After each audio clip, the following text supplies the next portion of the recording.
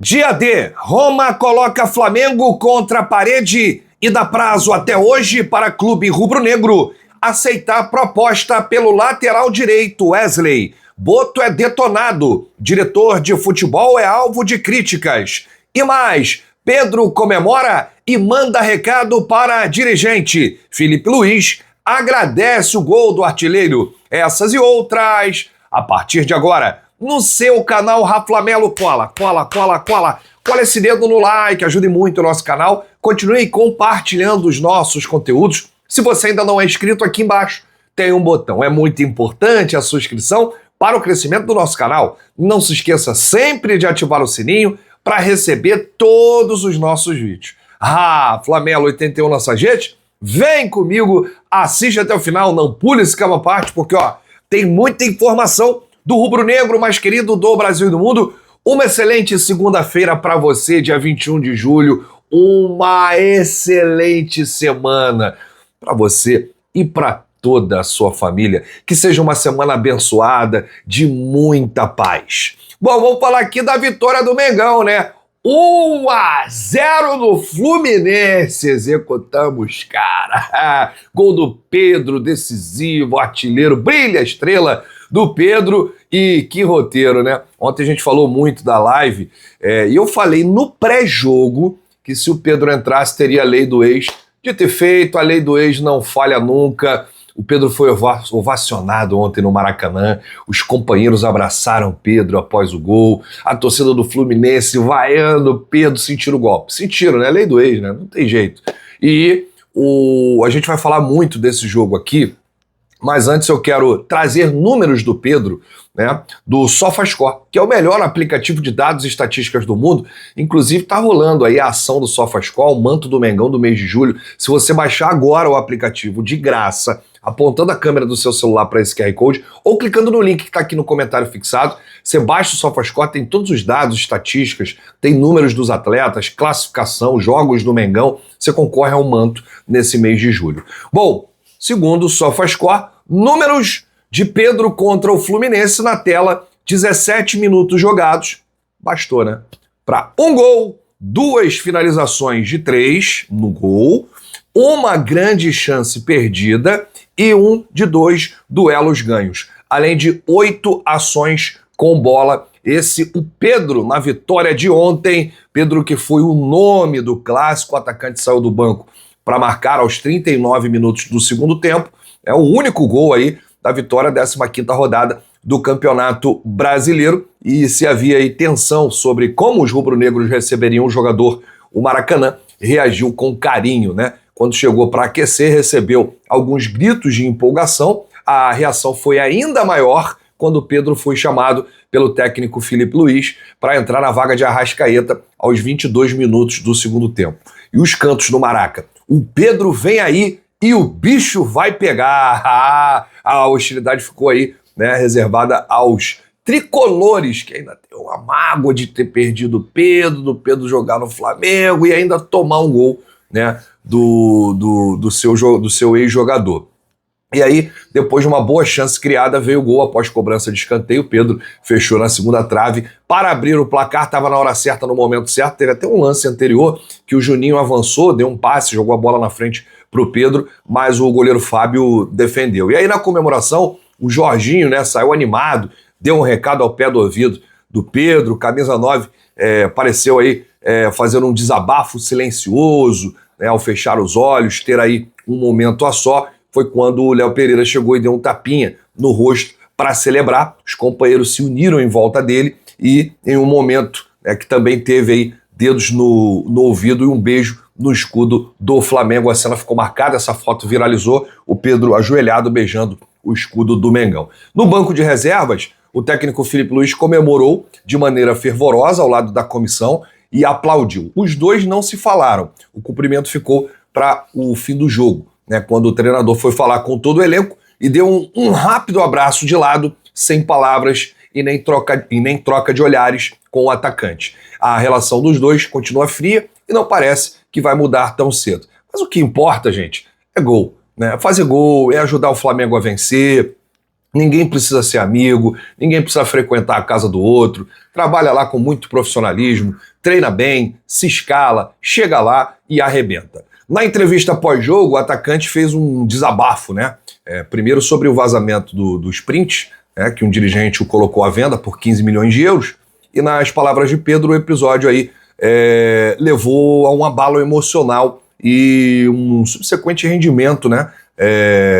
Abaixo do esperado dos treinos. Esse foi o motivo do corte do técnico Filipe Luís nos 2 últimos jogos contra São Paulo e Santos. E aí o Pedro falou: sem dúvida, muito feliz pelo gol de hoje, um momento importante para mim, individualmente falando. Agradecer aos companheiros e à torcida também.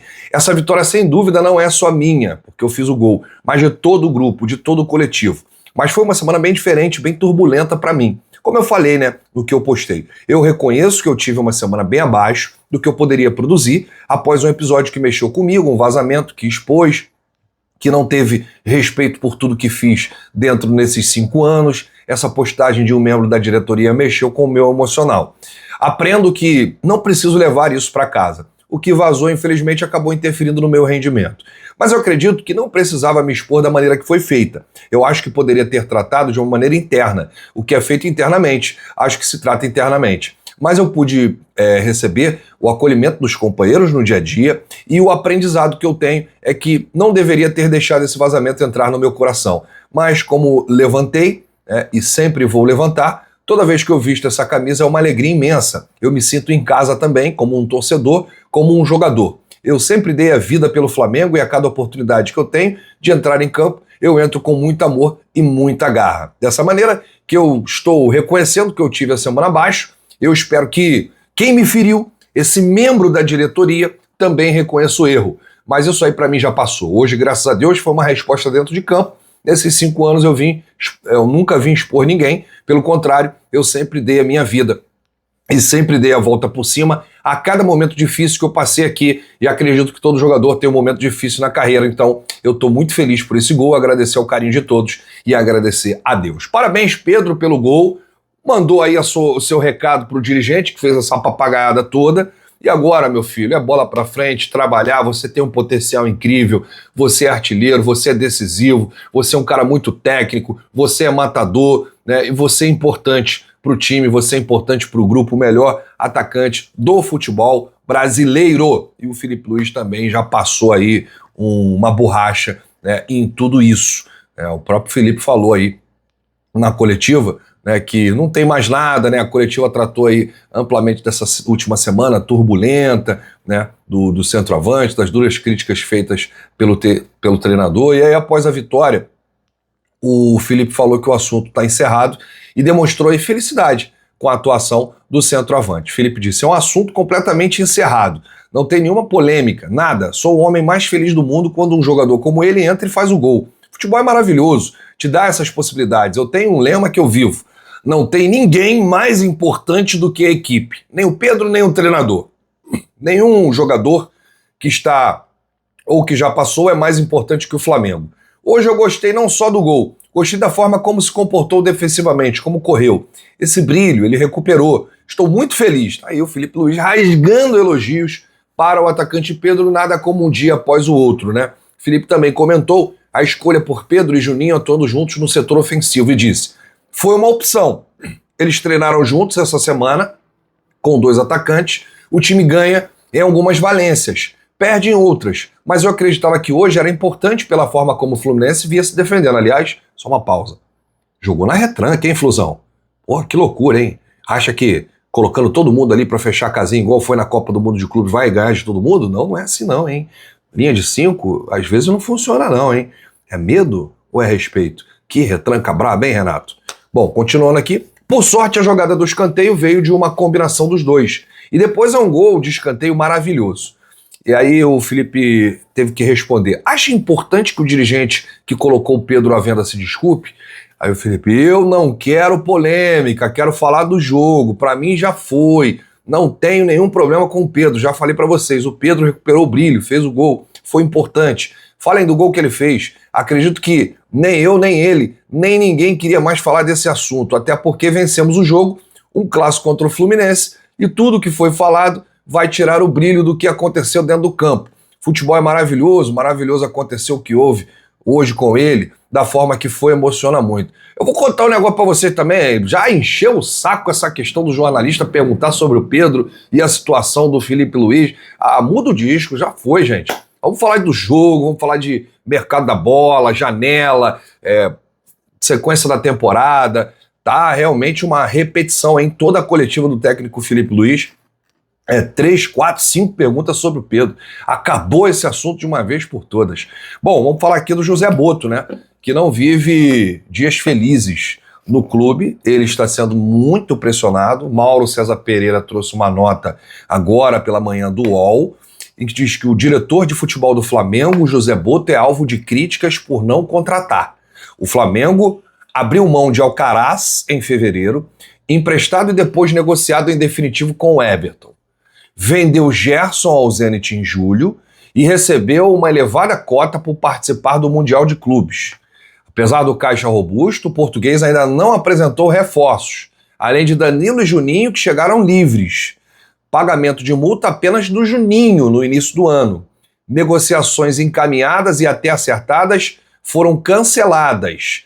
Casos da contratação de Mike Johnston, do West Bromwich, da segunda divisão inglesa, a venda do Matheus Gonçalves ao Cruzeiro e da cessão de 50% de Vitor Hugo ao Famalicão, da primeira divisão de Portugal. Fato é que Boto até aqui não conseguiu justificar a expectativa criada pelo presidente do Flamengo, quando ainda em campanha criticava, em alguns casos com razão, a gestão anterior e falava em um modelo mais profissional e, claro, de maior eficiência. Isso até agora não aconteceu. Estamos no 7º mês, estamos em julho. Contudo, o presidente do clube é Luiz Eduardo Batista, o BAP, eleito em dezembro de 2024 para 3 anos de mandato. Foi ele quem, em campanha, prometeu uma nova estrutura no departamento de futebol e contratou o português José Boto para comandá-lo. Resta saber se Boto continuará resistindo à pressão externa e interna e se BAP lavará as mãos ou tomará uma decisão, fazendo jus ao profissionalismo que foi o principal tema da sua campanha. O negócio tá afunilando aí pro Boto, né, cara? Eu, sinceramente, não sei onde é que o BAP foi achar o Boto. Um profissional que nunca foi diretor, dirigente de futebol. Ele sempre trabalhou em scout. O Boto só trabalhou em time pequeno e chegou ao Flamengo com a chave do clube para resolver todos os problemas, né? E pior, com um clube estruturado e com dinheiro em caixa. Só que o que a gente vê hoje é só jogador saindo, é jogador vendido, é jogador emprestado, é jogador lesionado e não chega ninguém. Ontem a gente falou, né, sobre o jogo, algumas peças, inclusive o Flamengo vai sentindo os efeitos do departamento médico. Tem jogador que não joga, De La Cruz, não dá para você contar com ele. Você não sabe quando é que ele vai estar pronto. Tem 2 jogadores da posição da lateral esquerda que estão no departamento médico. Ontem, mais um defensor se machucou, que foi o Danilo. A gente não sabe o prazo, quando é que volta. Michael dificilmente atua e agora está machucado. Ninguém sabe, ninguém viu. Gerson foi embora, não chegou ninguém. O Wesley está muito próximo de ser vendido. E aí eu pergunto ao torcedor rubro-negro, como é que vai chegar até dezembro esse time, esse elenco? Sem peça de reposição, sem reforço, sem contratação. Pode até contratar hoje, mas o momento, a realidade do clube é completamente diferente. Hoje não tem ninguém. O Jorginho já sentindo aí os efeitos de jogos de 3 em 3 dias, né? O De La Cruz não sabe quando é que pode utilizá-lo, o Cebolinha, rendimento muito abaixo. Então, quer dizer, fica complicado e a diretoria precisa ser cobrada nesse sentido. O Boto, que chegou para comandar o departamento de futebol, né? Entrou no lugar aí do Marcos Braz, e o BAP, que é o presidente, foi quem colocou o Boto lá. Bom, falando sobre mercado da bola, gente, e essa é mais uma que pode cair na conta do Boto. A Roma, da Itália, avisou ao Flamengo que o clube carioca tem até hoje à noite para fechar a venda de Wesley. E a Roma colocou o Flamengo contra a parede. A oferta de 25 milhões de euros, 162 milhões de reais, mais bônus por metas alcançadas, está na mesa do Flamengo. O Flamengo já sinalizou que aceita a proposta da Roma. E aí o torcedor deve se perguntar, a Roma fez uma proposta de 25 milhões de euros mais bônus e o Flamengo aceitou a proposta. O que falta então? Falta o Flamengo achar um substituto para o Wesley. O Flamengo teria respondido à proposta da Roma no sentido de ter aceitado a proposta, mas diz o seguinte, olha, a gente só vai liberar o Wesley se a gente contratar um lateral direito. Então, sinto dizer que não vai liberar. Por quê? A posição mais difícil hoje de contratar é um lateral direito. E o Flamengo já sabia que o Wesley estava vendido desde dezembro do ano passado. Já sabia que ele seria vendido. Não foi pego assim de surpresa. Não, isso já sabia. E essa lentidão, essa demora, o Boto já está lá há 7 meses e nada se resolveu. Pô, se os caras não conseguem contratar um reserva pro Arrascaeta, um meia, se os caras não conseguem contratar um ponta, se os caras não conseguem contratar um zagueiro, vai contratar um lateral, que é muito mais difícil do que essas posições aqui. Então, gente, olha, o Wesley já aceitou a proposta da Roma desde o início. Aceitou o projeto, o técnico Gasperini, ex-Atalanta, conversou com o Wesley, conversou com o staff do atleta. O lateral direito ele quer se transferir logo para o clube italiano. Ele já não está mais com a cabeça no Flamengo, tanto que não entrou em campo ontem. Teve torcedor que ficou surpreso. Cadê o Wesley no banco? Como assim? Isso aí já é a cabeça do garoto que está lá na Itália, lá na Roma. E o Flamengo atrapalhando tudo, novamente. Né? E aí, essa segunda, gente, vai ser aí o dia D. Né? O dia... O que é dia D? Dia decisivo. O dia será longo, com muitas reuniões no Ninho, entre o departamento de futebol e os empresários do Wesley, que desembarcaram no Rio neste fim de semana com o objetivo de concluir a venda. É o desejo do Wesley ir logo. Mesmo assim, o lateral ficou à disposição no clássico de ontem contra o Fluminense, mas o Filipe Luís optou por não colocar o atleta em campo. Varela voltou a atuar na direita, o Léo Pereira teve que atuar na esquerda improvisado. O Felipe até falou por que ele não colocou o Wesley na coletiva. Aspas para Filipe Luís. Já passei por essa situação que ele está passando, a ansiedade de saber o que vai acontecer com o futuro da vida dele. Não é só a carreira. O jogador fica ansioso, apreensivo. Eu noto isso, que não está com a melhor cabeça para jogar. Mesmo assim, ele se colocou à disposição da equipe, que se precisasse, conversei com ele, está bem. Mas, obviamente, não é fácil se concentrar em tudo que está na cabeça dele. É garoto. Estou tentando ajudar da melhor forma possível. Existe a possibilidade real da saída. E, se isso acontecer, vamos tentar a reposição. Mas é um assunto da diretoria, comentou aí o técnico Filipe Luís. Olha, o Flamengo recusou o empréstimo do Barcelona pelo Wesley. O Flamengo, em julho de 2024, recusou uma proposta de 12 milhões de euros, 72 milhões de reais, do Bournemouth, da Inglaterra.